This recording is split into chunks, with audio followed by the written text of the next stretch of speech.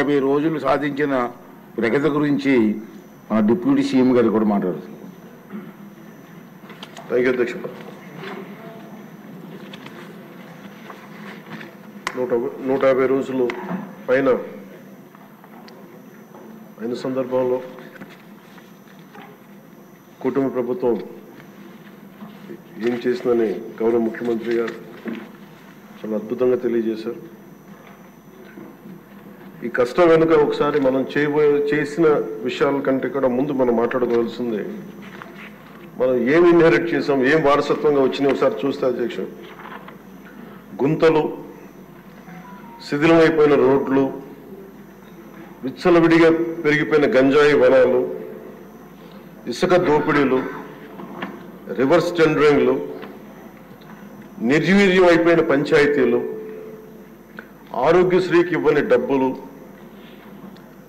రామతీర్థం రాముల వారి విగ్రహం నరికివేతలు, 219 ఆలయాలు అపవిత్రం చేయడాలు, మద్యం దోపిడీలు, ఎర్రమట్టి దిబ్బల దోపిడీలు, కూల్చివేతలు, వీటిని వారసత్వంగా తీసుకొచ్చాం అధ్యక్ష. ఆ వారసత్వం మనకి సంక్రమించిన తర్వాత గత ఎన్నికల సమయంలో ఈ వరుస దోపిడీలు, వీరి అరాచకం చూసి ఏ విధంగా దీన్ని రాష్ట్రాన్ని తిరిగి గాడిలో పెట్టాలి అని ప్రతి ఒక్కరి ఆకాంక్ష అధ్యక్ష.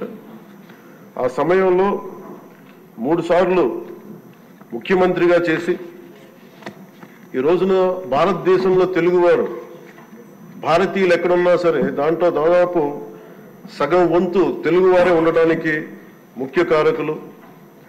నాలెడ్జ్ ఎకానమీ అనేది ప్రాతిపదిక చేసుకుని దాన్ని దేశమంతా విస్తరించిన ఒక విజనరీ. అలాంటి అనుభవం గల ఒక పాలసీ మేకర్ ముఖ్యమంత్రి, ఆయన్ని కూడా ఇబ్బందులు పెట్టి ఆ రోజు జైల్లో పెట్టినా, ఆయన్ని ఎన్ని రకాలుగా పెట్టినా ఒకటే అనుకున్నాం, ఇలాంటి వారసత్వంగా వచ్చిన సమస్యలను మనం ఎలా అధిగమించగలం అని. ఈ రోజున 150 రోజుల పాలనలో ముఖ్యమంత్రి గారు చెప్పింది, గౌరవ ముఖ్యమంత్రి గారు చెప్పింది చాలా ఉత్సాహం ఇచ్చింది, ఉత్సాహాన్ని నింపింది, భవిష్యత్తు పట్ల విశ్వాసాన్ని తీసుకొచ్చింది. సో మనస్ఫూర్తిగా వారికి నా ధన్యవాదాలు తెలియజేసుకున్నాను అధ్యక్ష. నాకు సంపూర్ణమైన విశ్వాసం ఉంది అధ్యక్ష. ఇది మొన్న మహారాష్ట్రకి వెళ్తే నేను ఆ మాట చెప్తున్నప్పుడు ప్రతిసారి మన రాష్ట్రం మీద చాలా బాధ అనిపించింది. మహారాష్ట్ర $1 ట్రిలియన్ ఎకానమీ అవ్వాలని మనస్ఫూర్తిగా కోరుకుంటున్నానని. నా మనసులో ఇబ్బంది పడింది ఏంటంటే మన రాష్ట్రానికి ఎందుకు అది బలంగా చెప్పలేకపోయాం అనేది. కాకపోతే మనకు వారసత్వం వచ్చిన సమస్యలు కాబట్టి ఆ రోజున చెప్పలేకపోయాను. ఈ రోజు నాకు 150 రోజుల గౌరవ ముఖ్యమంత్రి గారి అనుభవంతో కూడిన ఈ పాలనలో నాకు సంపూర్ణమైన విశ్వాసం ఉంది అధ్యక్ష. ఆంధ్రప్రదేశ్ $1 ట్రిలియన్ ఎకానమీగా అతి త్వరలోనే ఈ 5 సంవత్సరాలు వెళ్తుందని మనసు సంపూర్ణ విశ్వాసం ఉంది.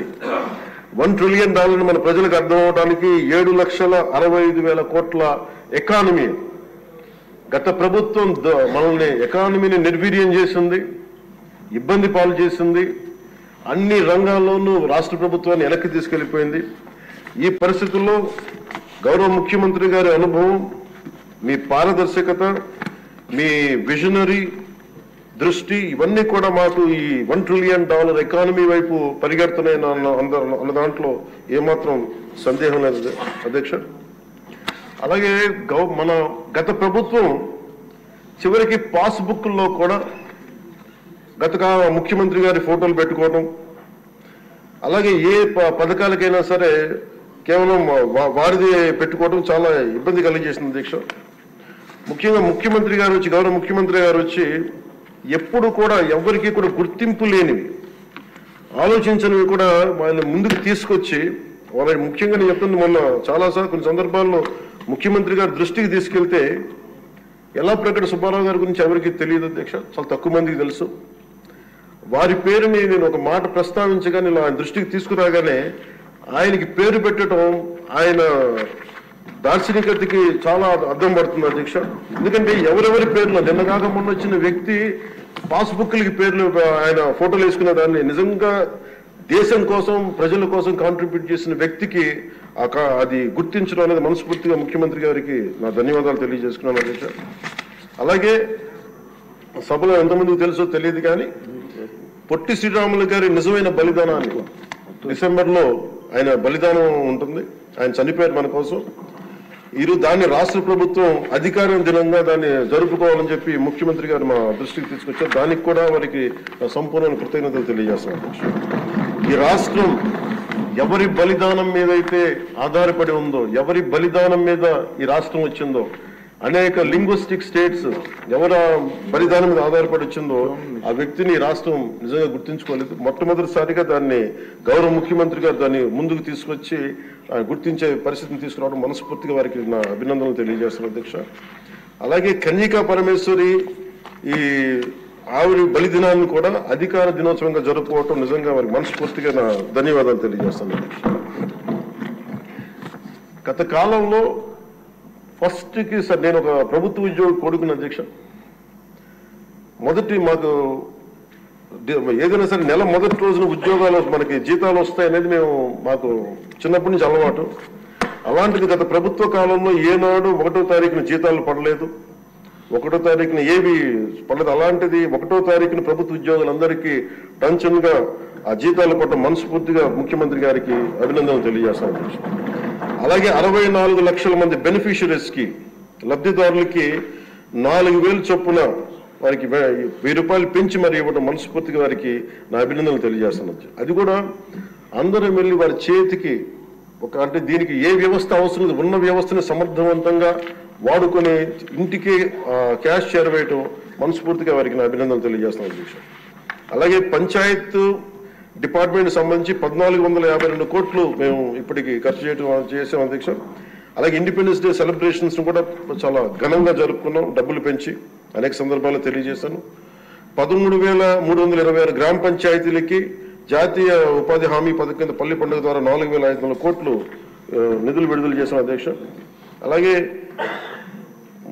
గౌరవ ముఖ్యమంత్రి గారి ఈ నాయకత్వంలో ఈ ప్యాడీ జ్యూస్ రైతులకు కావాల్సింది 1,674 కోట్లు రిలీజ్ చేసి నిజంగా మీరు రైతాంగానికి మీరు ఎంత అండగా ఉంటారని మాటలతో కాదు చేతుల్లో చూపించారు అధ్యక్ష.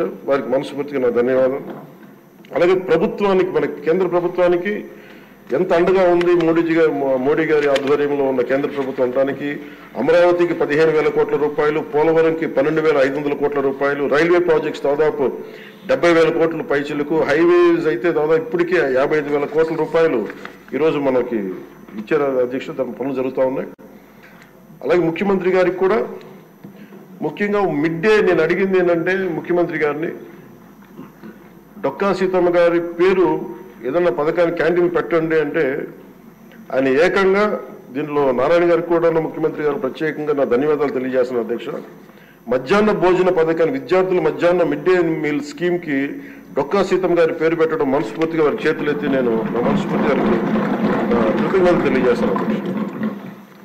అలాగే ఇలాంటి స్ఫూర్తి చూసి నాకు కూడా వ్యక్తిగతంగా నేను ముఖ్యంగా ఆయన లీడర్షిప్ ఎబిలిటీ, ఒక క్రైసిస్ వచ్చినప్పుడు ఒక నాయకుడు ఎలా ఉండాలి, ఒక వరదలు వచ్చినప్పుడు ఎలా ఉన్నారనేది మనకి విజయవాడ బొడుమేరు వరదలప్పుడు అసలు ఆయన చూపించిన నాయకత్వ పటిమ ఇవన్నీ చాలా ఆదర్శనీయం అధ్యక్ష. మేము వెళ్ళి కాళ్ళు మన చొక్కా మడిచి ఆయన దిగి బురదలో నడిచి దిగి ఆయనకి అవసరం లేదు, ఆయన చేయించవచ్చు. ఒక కమాండ్ సెంటర్లో కూర్చొని చేయగలిగే సత్తా ఉండి కూడా మా అందరికీ ధైర్యం నింపడానికి, మా అందరికీ భరోసా నింపడానికి, ప్రజలకు ఆ భరోసా ఇవ్వడానికి ఆయన నడిపించిన తీరు యంత్రాంగాన్ని చాలా అభినందనీయం అధ్యక్ష. అలాగే జల్ జీవన్ మిషన్ కి సంబంధించి అధ్యక్ష ఈ రోజున గత ప్రభుత్వం ఫిల్టర్ బెడ్స్ కూడా మార్చలేదు అధ్యక్ష.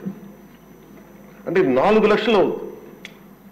అంటే ప్రతి నెల మొదటి లేయర్ లో మొదటి శాండ్ తీసి అది అసలు కనీసం అది కూడా కనీసం ఫిల్టర్ బెడ్స్ మార్చని కాడికి ఈ రోజు పొద్దున మన అసెంబ్లీలో కూడా మాట్లాడిన గౌరవ సభ్యులు కొంతమంది తీసుకొచ్చింది కనీసం మనకి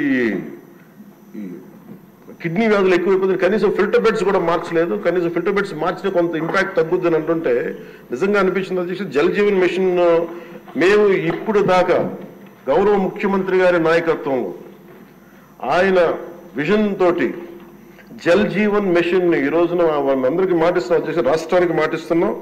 జల్ జీవన్ మిషన్ మన కేంద్రం మనకి గౌరవ ప్రధానమంత్రి గారి ఆశీస్సులతో గౌరవ ముఖ్యమంత్రి చంద్రబాబు గారి నాయకత్వంలో మునిపెన్నడూ లేని విధంగా భారతదేశంలోని ఎప్పుడు కూడా జల్ జీవన్ మిషన్ ఏ స్థాయి ఇది ఒక మౌనంగా చేస్తాం అధ్యక్ష. ఆ మాట మేము అందరం కమిటెడ్ గా ఉన్నాం అధ్యక్ష. అలాగే లా అండ్ ఆర్డర్ కి సంబంధించి లా అండ్ ఆర్డర్ లో 3 IPS ఆఫీసర్స్ ని ఏకకాలంలో సస్పెండ్ చేసిన ఘనత, వాళ్ళు చేసిన తప్పులకి ఆ ధైర్యం కావాలంటే ఆయన అనుభవం చాలా స్పష్టంగా తెలియజేస్తుంది అధ్యక్ష. అలాగే లా అండ్ ఆర్డర్ సంబంధించి ఇంకొకటి గంజాయి వనాలు పెరిగిపోయిన చోట తిరిగి శుద్ధి డ్రోన్స్ ను వాడి గంజాయిని అరికట్టడం. ఈ మధ్యలో కూడా మనం ఏ స్థాయికి వచ్చిందని పక్కన ఉన్న వైజాగ్ లో హాస్పిటల్ పక్కన చిన్న చిన్న పిచ్చి మొక్కలు కూడా పెంచేస్తాం. అంత ఇదిగా పెరిగిపోయిన దాన్ని ఉక్కుపాదంతో దాన్ని అణిచేస్తామని చెప్పింది చాలా స్ఫూర్తిదాయకం అధ్యక్ష. ప్రత్యేకించి సోషల్ మీడియాకి సంబంధించి అసలు ఇంట్లో ఆడబిడ్డలు బయటికి రావాలన్నా కానీ ఊళ్ళల్లో ఈ రోజున ఇక్కడున్న చాలా మంది గౌరవ సభ్యులు కానీ ముఖ్యమంత్రి కానీ వీళ్ళందరూ ఎంతో కొంత ఒక ఇన్సులేటెడ్ అధ్యక్ష.